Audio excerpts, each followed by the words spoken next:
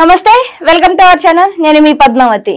ఇక ఎండాకాలం స్టార్ట్ అయిపోయింది. అయితే ఎండాకాలం స్టార్ట్ అయింది అంటే మనకి తెలిసిందే ఈ ఎండ ఎలా ఉంటుంది, అసలు ఈ వడదెబ్బ తగలడం అనే దాని గురించి ఆలోచిస్తే కనుక ప్రతి ఒక్కరిలోని భయం అనేది స్టార్ట్ అయిపోతుంది. మరి ఇంత సమ్మర్ టైంలోని ఇలా బయటకు రావడం వల్ల చాలా మందికి చాలా రకాలుగా కళ్ళు తిరగడం ఉంటుంది, లేకుంటే హెడేక్స్ వస్తూ ఉంటాయి, లేకుంటే కొంతమంది వడదెబ్బ తగిలి ఒక 2-3 రోజుల వరకు బెడ్ రెస్ట్ తీసుకునే అవకాశాలు కూడా ఉంటాయి. మరి ఇటువంటి వాటన్నిటికీ కూడా లైక్ ఏదైనా గ్రహ పరిస్థితులు కానీ ఏమైనా ఉండడం వల్ల కూడా కొంతమందికి మాత్రమే జరగడం చూస్తూ ఉంటాం కదా. మరి దీని కోణంలో కూడా మనం ఎందుకు ఆలోచించకూడదు అనే ఒక క్వశ్చన్ మార్క్ ప్రతి ఒక్కరిలోనూ ఉంటుంది. మరి ఈ రోజు దాని గురించి మనకి వివరంగా చెప్పడానికి ప్రముఖ ఆధ్యాత్మికవేత్త మరియు వాస్తు జ్యోతిష్య పండితులు, లలిత ఉపాసకులు నానాజీ పట్నాయక్ గారు ఉన్నారు. మరి ఆయనతో మాట్లాడి పూర్తి వివరాలు తెలుసుకుందాం. మీరు కూడా చూసే. నమస్కారం గురువు గారు. శ్రీమాత్రే నమః. గురు, ఇప్పుడు సమ్మర్ స్టార్ట్ అయిందంటే ఎవరు బయటికి రాలేకపోతున్నాం. మీరు కావచ్చు, మేము కావచ్చు. మరీ ముఖ్యంగా చెప్పుకోవాలి అంటే చిన్న వ్యాపారులు, చిరు వ్యాపారులు ఉంటారు, ఎండల్లోనే ఉండాలి. అలాగా వాళ్ళకి షాప్స్ కూడా ఉండవు. అన్నింటినీ మించి కూలికి వెళ్ళే వాళ్ళు కూడా ఎండల్లోనే పని చేయాల్సిన పరిస్థితి ఉంటుంది. మరి ఇలాంటి వాళ్ళలో కొన్ని ఈ ఎండ ఉత్తీర్ణత అందరికీ తగులుతుందంటే అందరికీ ఉండదు, కొంతమందికి మాత్రమే జరుగుతూ ఉంటుంది. దీనికి కారణం ఏ విధంగా చూడొచ్చండి? అంటే దీనికి గ్రహాలు కూడా ఏమైనా అనుకూలం ఉండాలంటారా? అంటే యాక్చువల్గా ఏంటంటే కొంతమందికి చూడండి ఎండాకాలంలో వడదెబ్బలు తగులుతాయి, కొంతమందికి వర్షాకాలంలో కొన్ని హెల్త్ ఇష్యూస్ వస్తుంటాయి, కొంతమంది చలివలు వస్తుంటుంది. దానికి కారణం ఏంటంటే మనకి రాసుల్లో అగ్నితత్వ, వాయుతత్వ, జలతత్వ రాసులు అని కొన్ని ఉంటాయి. అగ్ని, భూ, వాయు, జల 4 రకాలు. ఈ అగ్నితత్వ రాసుల్లో కనుక అగ్నితత్వ గ్రహాల సంబంధం ఎక్కువగా ఉండి అక్కడ శని రాహువుల ప్రభావం ఎక్కువగా ఉన్నప్పుడు వాళ్ళకి మైగ్రేన్ రావడం కానీ, ఎండ వడదెబ్బ ఎక్కువగా తగలడం కానీ, ఎండలోకి వెళ్ళంగానే వాళ్ళు స్పృహ తప్పి పడిపోవడం కానీ ఎక్కువగా జరుగుతూ ఉంటుంది.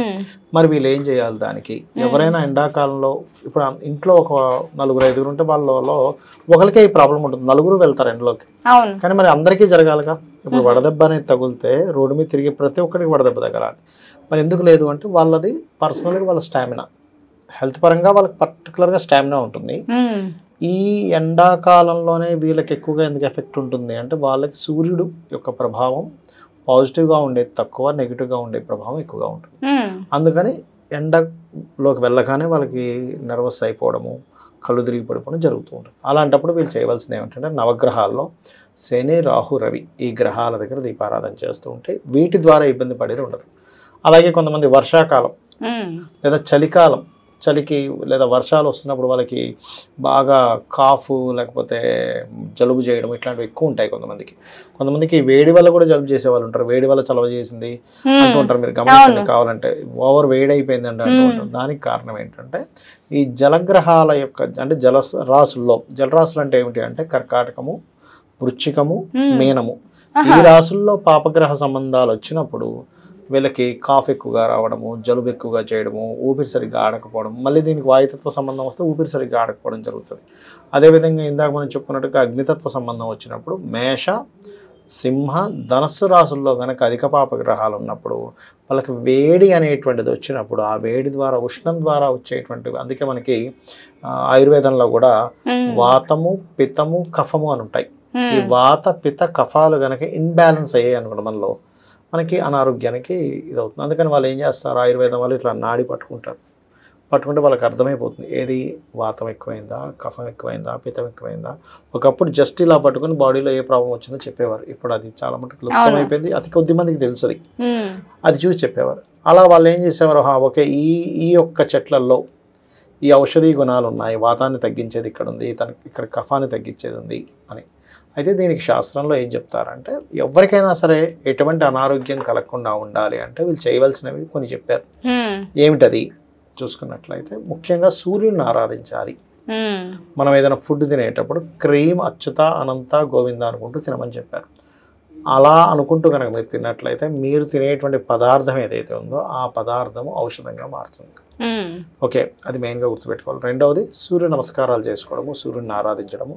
ఆదివారాలు ప్రత్యేకంగా స్త్రీ తైల మధుమాంసాన్ని త్వజతే అంటారంటే స్త్రీని కలవకుండా ఉండడం, మధువు మాంసం అలవాటు ఉంటే వాటిని దూరం పెట్టడం ఆదివారం నాడు.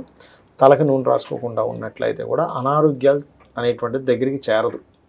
దాంతోపాటు శాస్త్రంలో మరొక విషయం చెప్పారు, ఎవరికైనా అనారోగ్యం కలగకుండా ఉండాలి అంటే 3 విషయాలు చేయమని చెప్పారు. ఏంటండి? అందులో ఒకటి ఒకసారి మనం ఏదైనా ఫుడ్ తీసుకున్నాం, మళ్ళీ ఆకలి వేసే వరకు తినకూడదట. ఆకలి వేసే వరకు ఎవరైతే తినరో వారికి అనారోగ్యం దగ్గరికి చేరదు. రెండవది, తిన్న తర్వాత తమలపాకు కిల్లి వేసుకుంటారు తెలుసు, అది వేసుకోవాలి. వేసి కనీసం తినే ముందు ఒక 100 అడుగులైనా నడవమంటారు. నడిచి ఎడమ వైపు తిరిగి పడుకోవాలట. ఎడమ వైపు తిరిగి పురుషుడు కనుక ఎడమ వైపు తిని పడుకున్నట్లయితే అప్పుడు వారికి ఏమవుతుందంటే ఆ అనారోగ్య సూచనలు తగ్గుతాయి.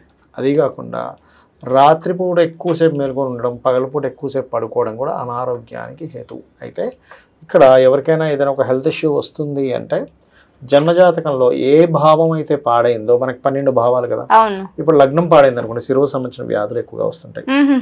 2వ స్థానం పాడైంది, కంటికి సంబంధించినవి, ముక్కుకు సంబంధించినవి, తీతికి సంబంధించినవి వస్తుంటాయి. 2వ స్థానంలో ఎక్కువ పాపగ్రహాలు ఉండే ఆదశలు వస్తాయి. 3వ స్థానం పాడైంది, భుజాలకు సంబంధించిన భుజాలు లాగడం ఇవి వస్తూ ఉంటాయి. 4వ స్థానం పాడైంది అనుకోండి, లంగ్స్ రిలేటెడ్ ఇష్యూస్ వస్తుంటాయి.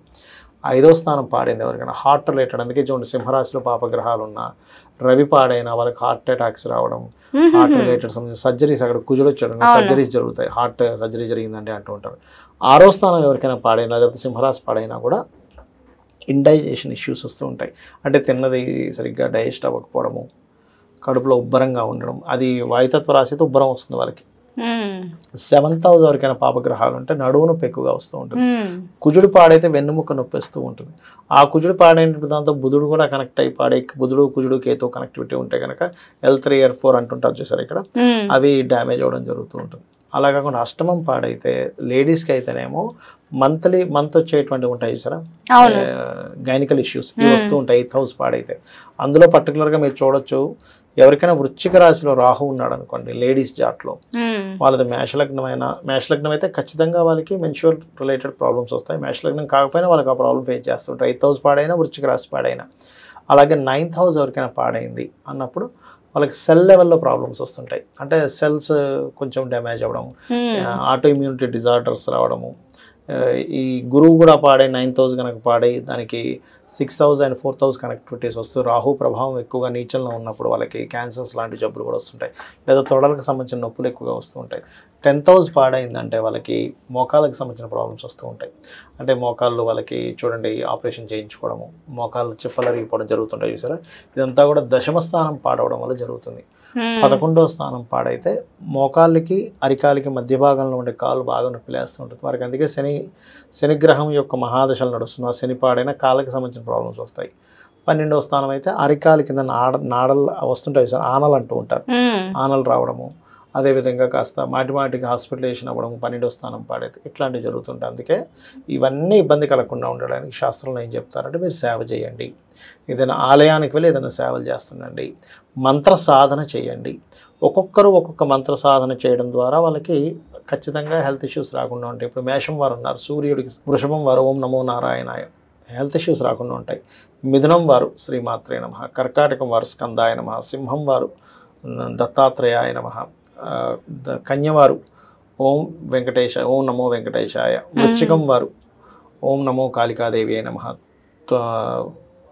తులవారు ఓం నమో కాళికాదేవి నమః, వృశ్చికం వారు దక్షిణామూర్తయే నమః, ధనస్సు వారు ఓం నరసింహస్వామియే నమః, మకరం వారు శ్రీమాత్రే నమః, కుంభం వారు ఓం నమో నారాయణాయ.